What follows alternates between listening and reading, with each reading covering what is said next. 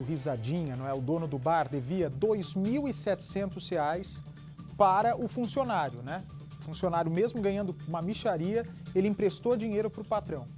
Quando a família do seu Paulo, né, que o seu Paulo morreu por pneumonia, foi cobrar esse dinheiro, teve essa confusão tremenda e o André, o genro do Risadinha, sacou uma arma e atirou no João, o filho do seu Paulo. O André fugiu do local, se apresentou à polícia quase um mês depois de ter matado o seu João. E olha só a confusão que virou essa história. Acompanhe. O abraço de mãe e filho nunca teve um significado tão especial.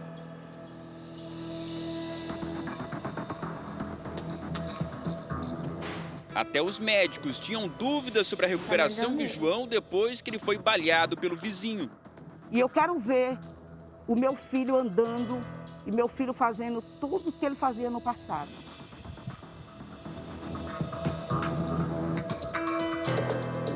A dívida de menos de R$ 3.000 colocou as duas famílias em lados opostos. De um lado, os parentes de seu Paulo, que morreu de pneumonia em fevereiro sem receber o dinheiro que o ex-patrão lhe devia. Do outro lado, a família de seu Risadinha, que deve e não paga. Foi justamente aqui em frente onde tudo aconteceu quando a dona Nalva veio com os 2 netos pequenos e os 2 filhos para cobrar a dívida que não chegava a R$ 3.000. Não tem campainha, eu vou tentar chamar aqui.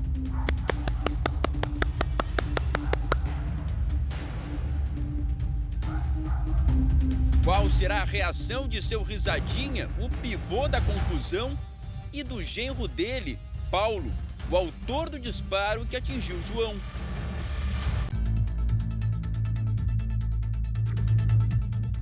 Você não quer falar sobre o que aconteceu aqui? João, o que você lembra daquele momento em que você foi atingido pelo André? Nós fomos na casa do Risadinha e o genro dele que atendeu. Aí ele agendou para nós irmos no sábado para poder acertar o valor da dívida. Ok, nós fomos, chegou lá, minha mãe pediu para me aguardar dentro do carro porque eu estava com meu filho de 7 anos e meu sobrinho de 4. Desceu ela, minha irmã e meu cunhado e foram chamar o Risadinha. Veio o Risadinha, a esposa dele, a filha dele e o André. Naquilo, o Risadinha gritou com a minha mãe.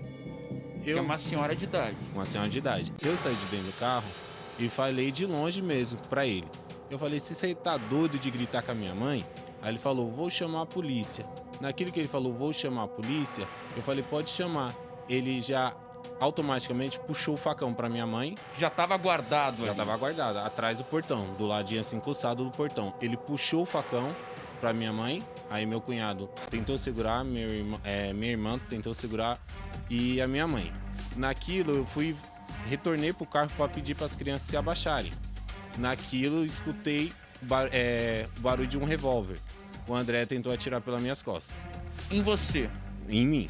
Aí naquilo o revólver falhou, a primeira vez.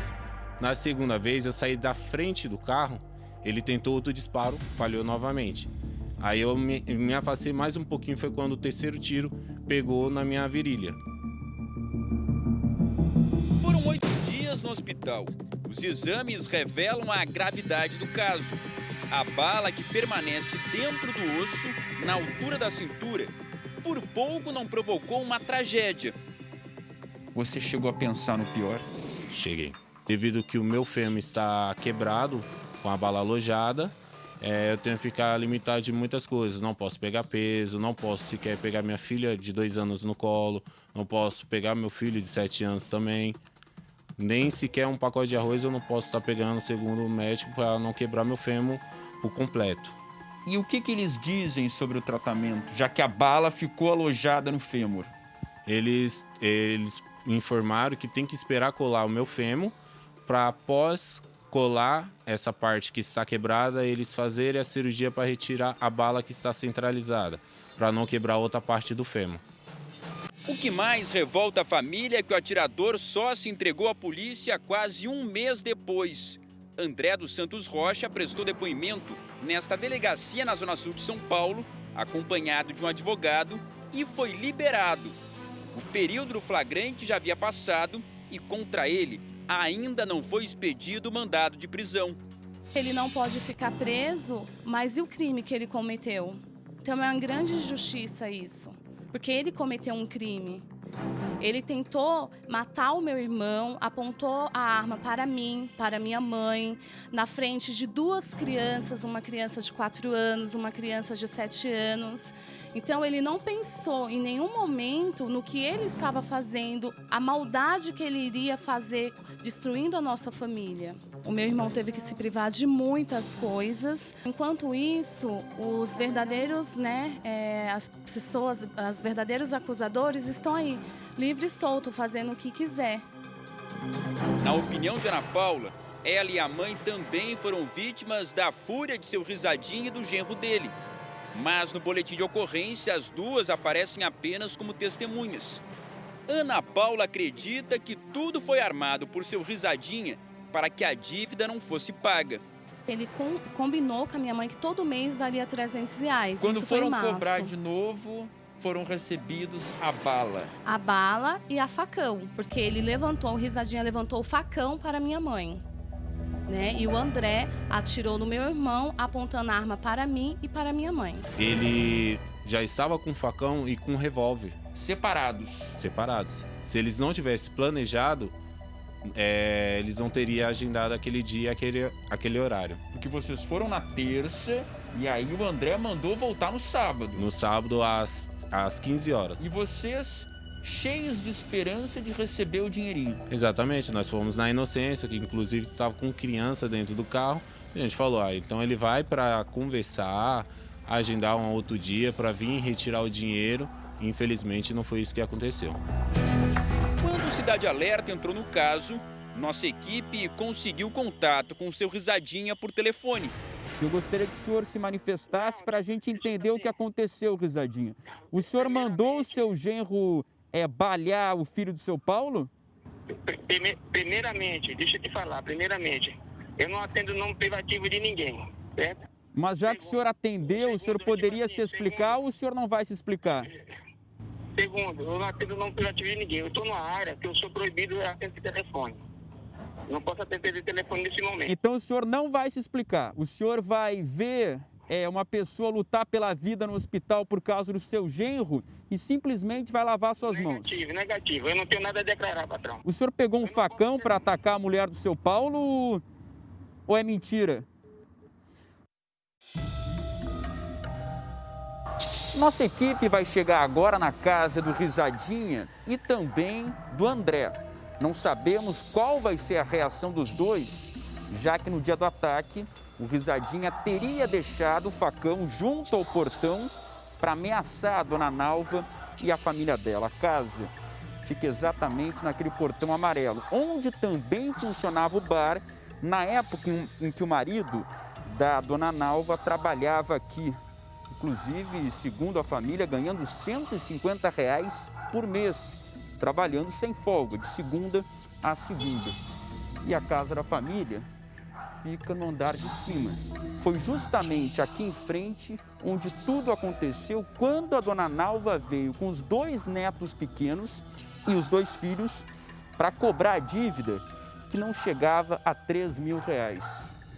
Não tem campainha, eu vou tentar chamar aqui.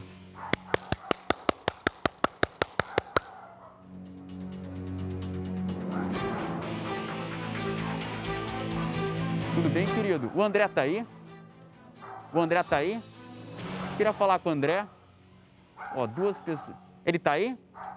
E o seu Risadinha? Você é filho? Tem alguém para me receber aqui? Quem tá em casa? Mas já apareceu outro rapaz ali que eu vi? Não, eu vi outra pessoa aqui. Você não quer falar sobre o que aconteceu aqui? Olha, de fato, apareceu outra pessoa ali do lado. É o André? Oi? Olha, a gente veio aqui para ouvir a versão da outra família, já que eles são acusados de uma tentativa de homicídio quando a dona Nalva veio cobrar a dívida de R$ 2.700. Tudo começou quando o marido dela trabalhava no bar que ficava aqui embaixo e ele começou a perceber que as pessoas chegavam para cobrar uma dívida do Risadinha, que estava em crise financeira.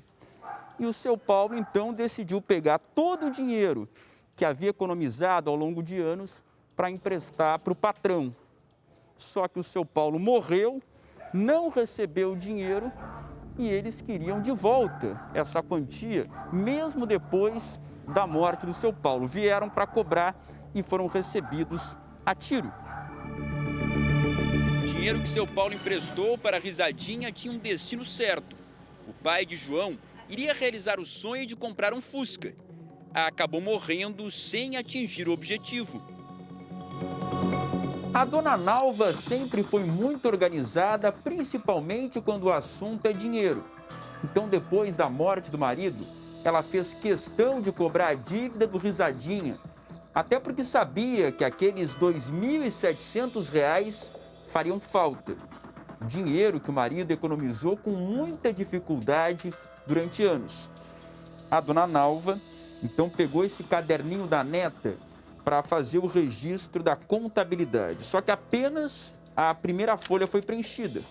O resto está em branco. Foram 2 pagamentos. O primeiro no dia 20 de fevereiro. A quantia, R$ 50. Foi o dinheiro que a família usou para colocar gasolina no carro para chegar no velório do seu Paulo. E depois, uma outra parcela de R$ 300. Depois disso, a promessa do Risadinha era pagar R$ 300 todos os meses até acabar com a dívida. Só que quando a família chegou para cobrar outra prestação, todos foram recebidos à bala. Já estava tudo planejado, porque enquanto ele estava com a maldade, a gente estava na inocência. Nós jamais teríamos ido ali para poder atender eles com ataque. A gente foi na humildade. Com 2 crianças no carro. Com 2 crianças, uma de 4, que são meus netinhos, e o outro de 7. Mesmo depois de receber alta do hospital, a vida do João ainda não voltou ao normal. Pelo contrário, a rotina está bem diferente. A dificuldade para caminhar é apenas a parte visível do problema. É que ele ainda tem a bala alojada dentro do osso.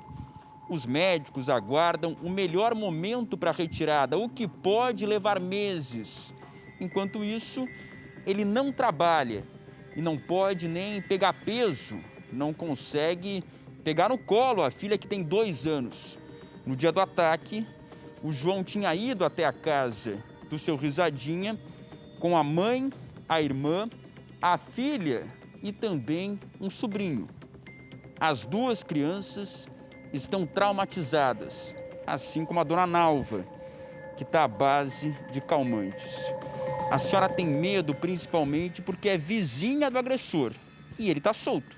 Sim, Léo, eu estou com medo porque, assim, ele já demonstrou tudo que ele foi e tudo que ele está sendo.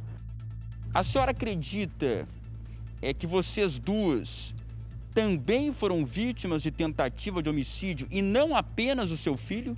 Sim, eu acredito com plena certeza. Portanto, seriam 3 vítimas. Sim. Fora as crianças que ele colocou em risco. Sim.